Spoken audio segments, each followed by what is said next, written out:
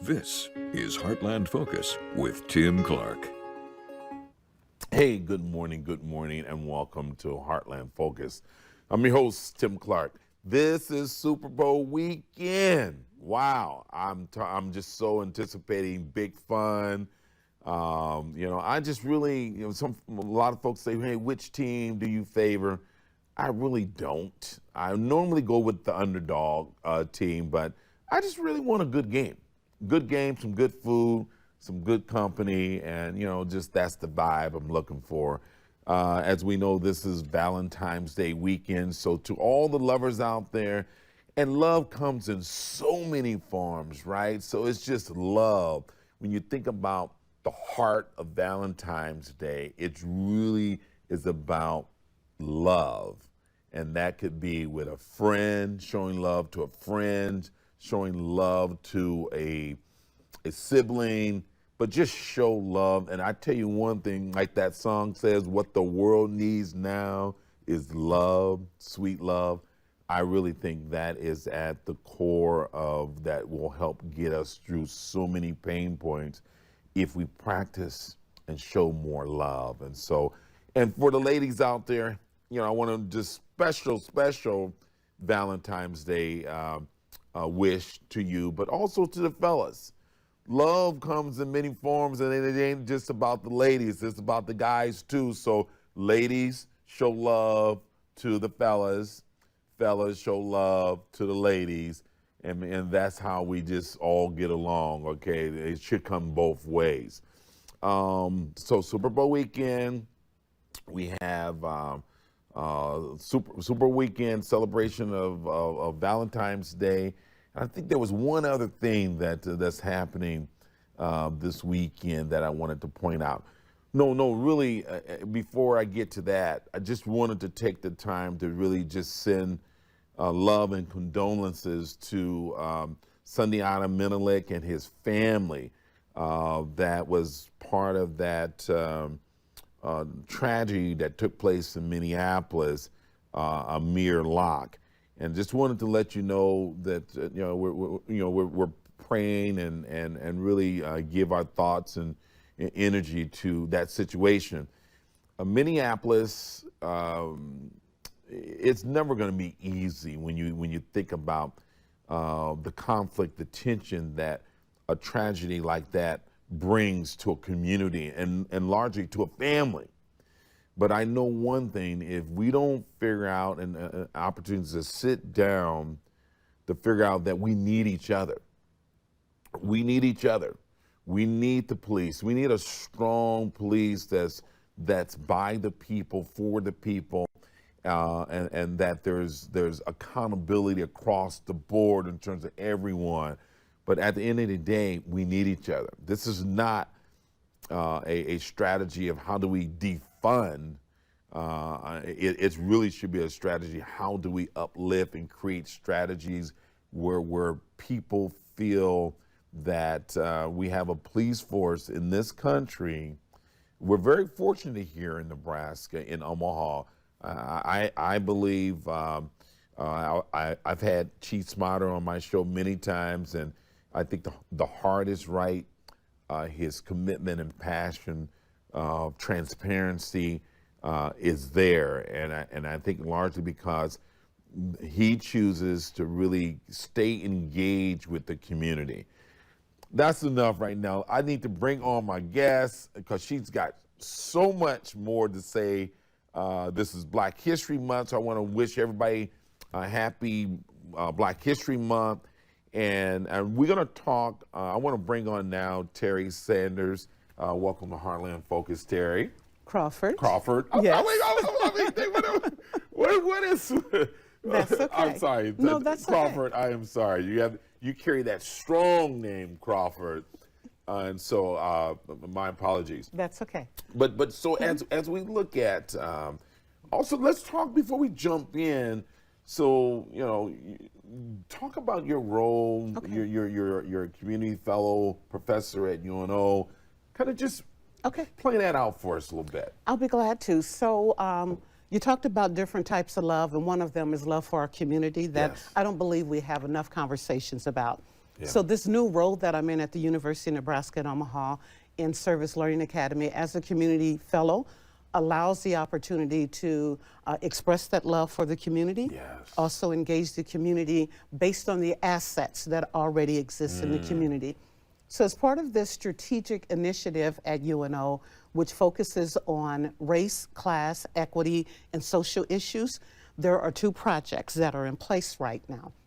One of them is the Spatial Justice Project. The Spatial Justice Project deals with racially restrictive covenants and property deeds. So that occurred across the country during the 1930s when the red line maps were created, and we'll talk some more about that in a moment.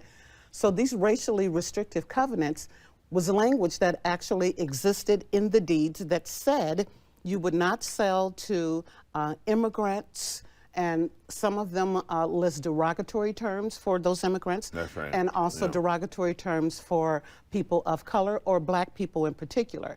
Shall not be sold, leased, or rented to these individuals. So we can still find some of that language. I mean, I know we're going to go deeper, but just when you talk about the 30s, 1930s, this was taking place. For folks that may not know, what was the motivation for that? Okay. The motivation for redlining. Why did they do that? Okay. You know, one of the impetuses for creating the whole idea of redlining, and it seems very facially neutral when you talk about it, because it was created to try and address the housing shortage through the New Deal and the administration at that time. But one of the things that happened is through that language, through federal agencies that were created, and one of them was HOLIC, it was the Homeowners Loan Corporation.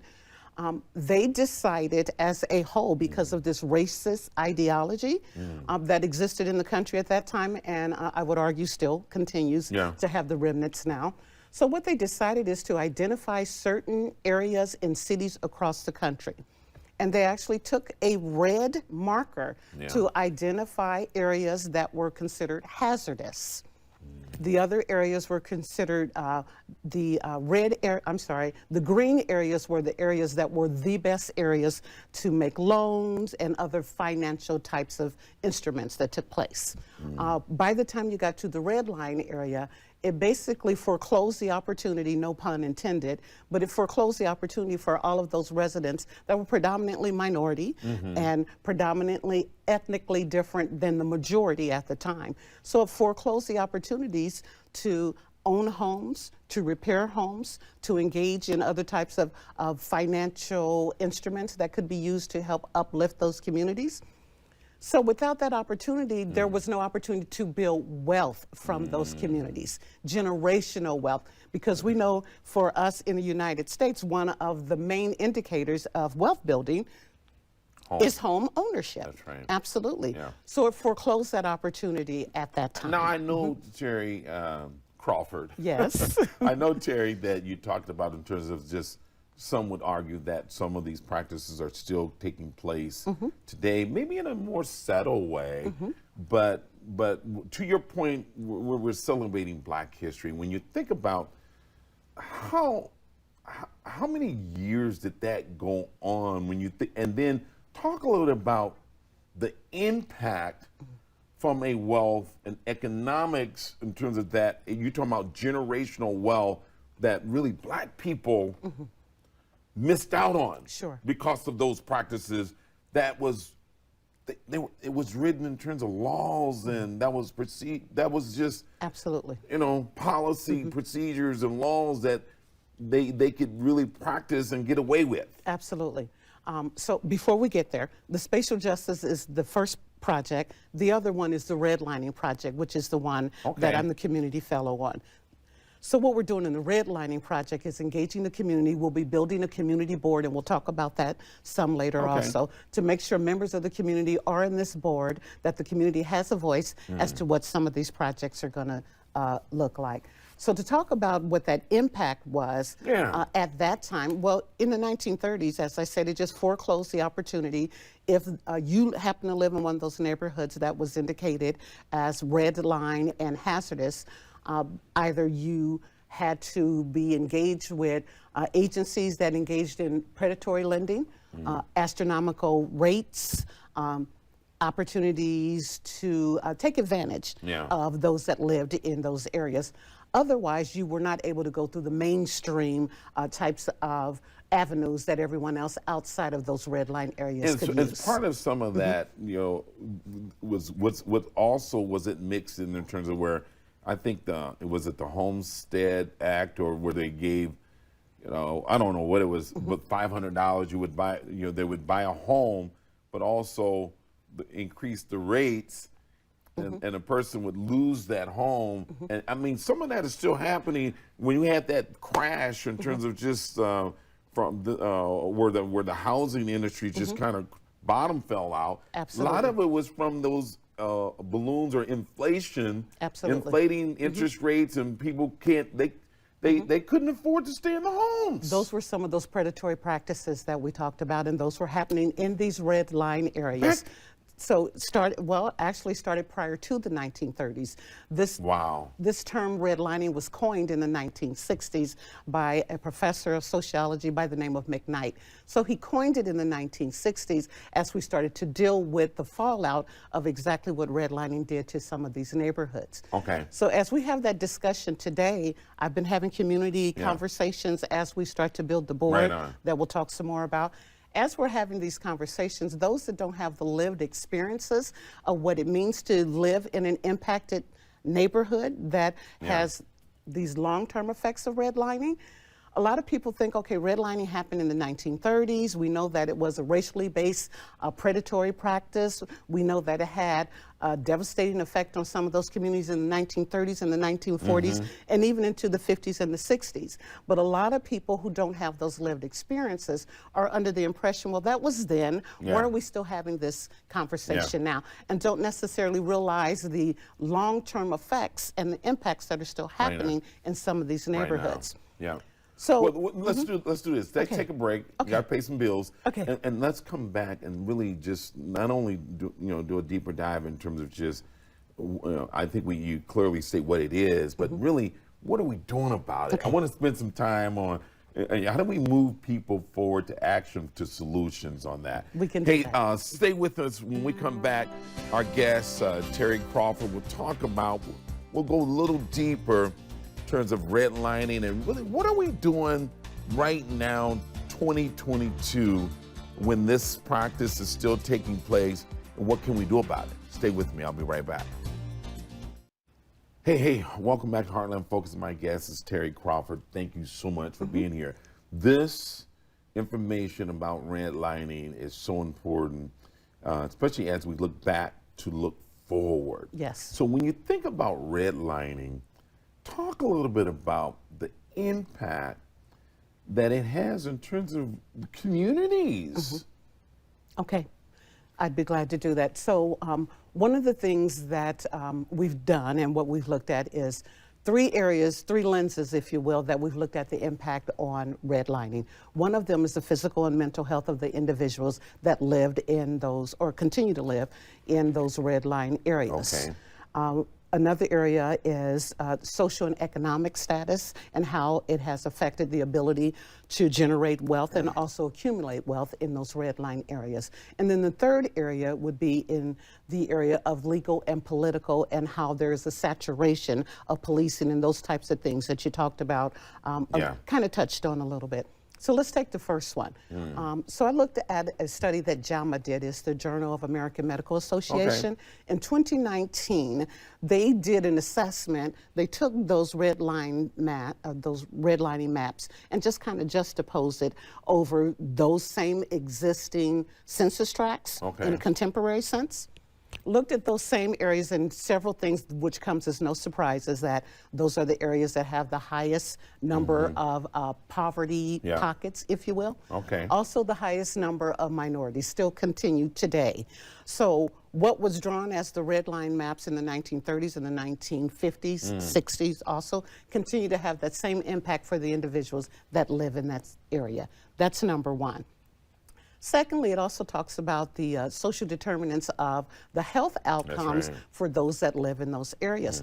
Whether it was as a result of, environmental hazards, there are high incidents of COPD, asthma, just a lot of upper respiratory types yeah. of things and other ailments that are closely correlated to the red line areas. So those are the pain. Those are the pains and the effects of those Yes. type of practices.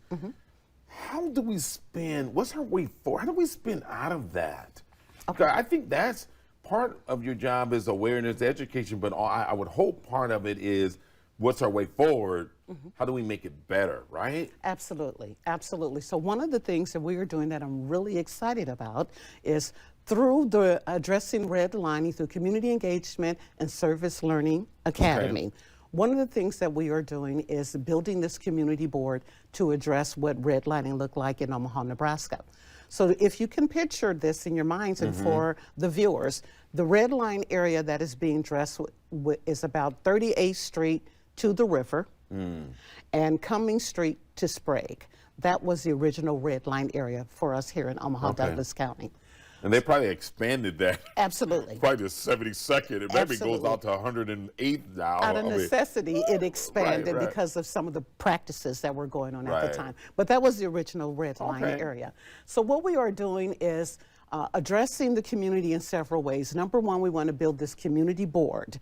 The community board, again, will address the assets that already exist in the community and Okay. tap into those.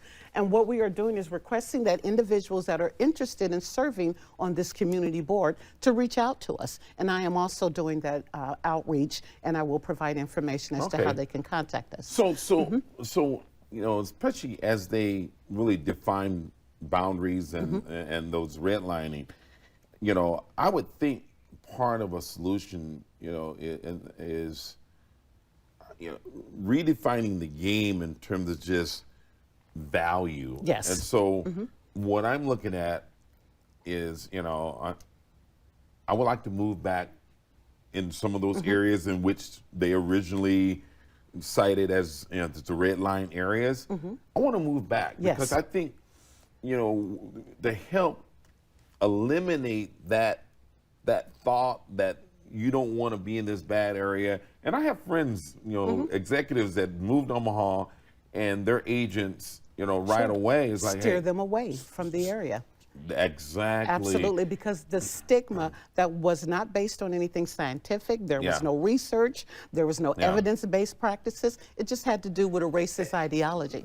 So one of the things we are doing to address that, and I thank you for saying that, Tim, because once we build this community board, one of the things we want to do is to get ideals from those community Yeah. members as to what we do. What are your ideals as to Yeah. projects that we can build on Yeah. to help address the redlining? So we're going to ask people to come That's to right. the table with their ideas Yeah. and dream really big. What are some things you'd Yeah. like to see happen in the historically redlined area or in your neighborhood? Yeah.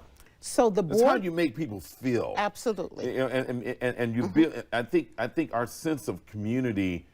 I think sometimes we get it wrong in terms of just we say, hey, we see this blighted area, and now we call them blighted areas. We call them opportunity zones, and we continue to build a base of poverty. So you do affordable. Nothing wrong with affordable housing.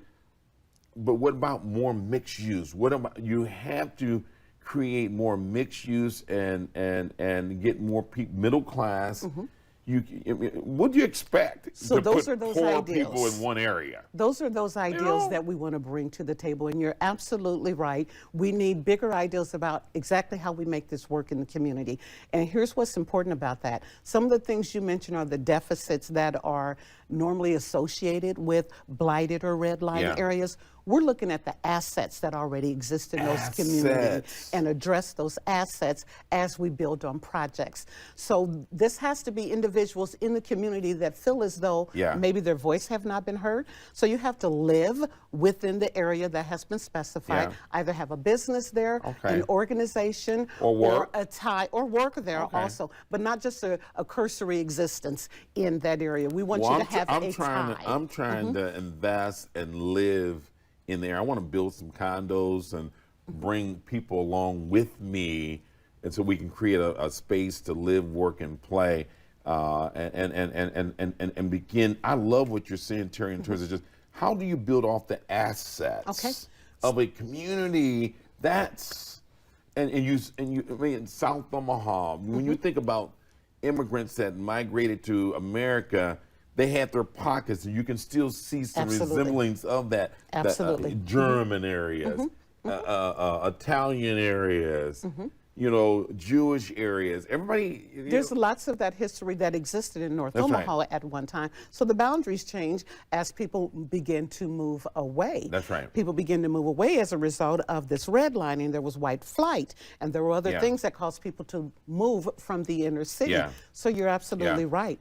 But that the asset-based model that we use is to tap into the assets that already exist in the community. We have elders in the community that have seen the change over time that have occurred in the community. We want to hear their voices. We have young people that are now living in the community that have seen generations, maybe from the 90s until current day. They've seen the change in the community and what has happened with things that have changed the nature of what our neighborhood looks like. And I think, you know, and we'll take a break and we come back. But I think a lot of it was driven in terms of fear, and I think it was economics. Absolutely. So you know, I mean, what are you running from? I want you to think. Let's talk about that when we come back. And I think, you know, if we don't figure out a way to celebrate our culture. Let me take a break, because I'm getting too deep. Let me take a break, and when we come back, we're going to continue the conversation about this redlining, but more importantly, what we're going to do about it. What we're going to do about it. Stay with me. Hey, welcome back to Heartland Focus. Thank you, Terry, for being here. We're out of time. We're going to have you come back, but let's just jump in terms of just about this redlining and really what took place from the 30s, really taking place now, but really driven in terms of just fear, and we have this fear mixture with causing flight, and talk about that. How do we reverse that? Because you know, opposite of fear is hope. There's one of my students, Justus, John Pierre. He said, on the other side of fear is greatness. Absolutely. And I'm gonna add to great hope. Opening. You know, so. That is a great Come opening. on now. You're absolutely. That's what's killing us now, this and fear. the flight is what caused people to flee all of these areas. And as I said, it was only based on racist ideology. No research or anything else to support that, but individuals were just afraid of the unknown, if you will.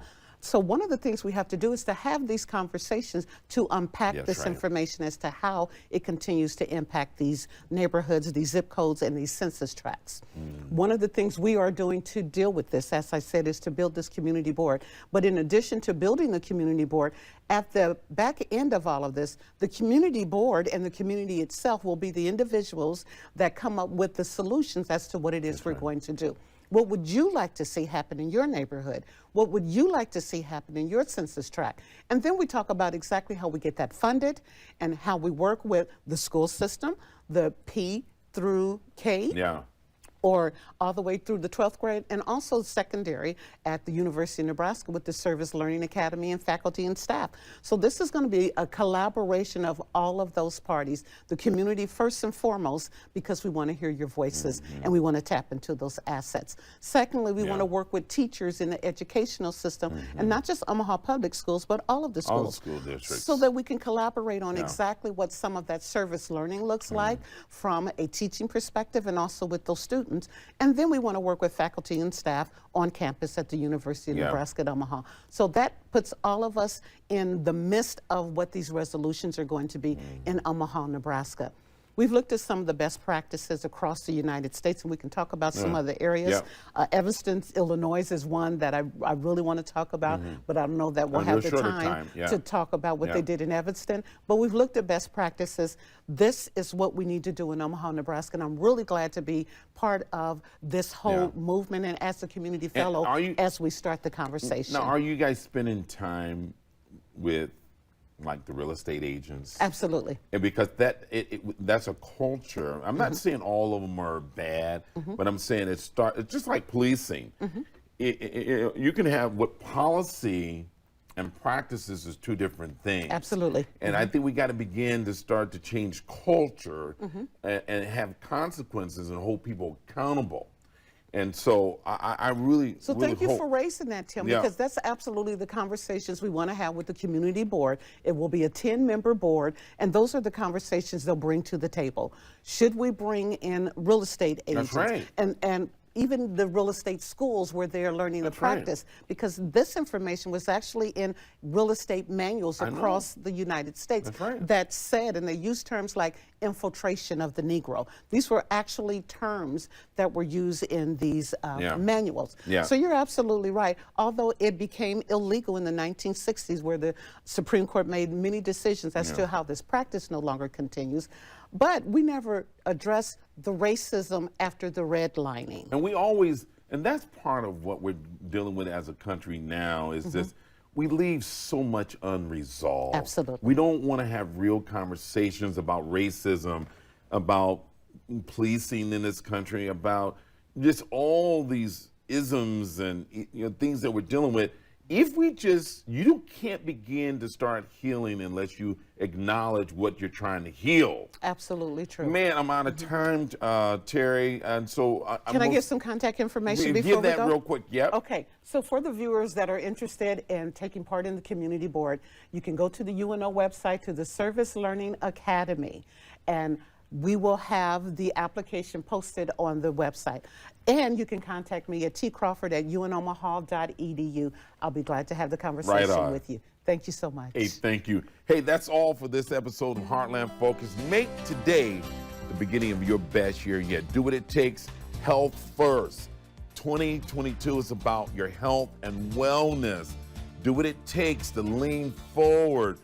And most of all, put on your mask, breathe first. How do you help anybody else if you don't help yourself first? So be good to yourself. I'm Tim Clark. Until next time, I'm out.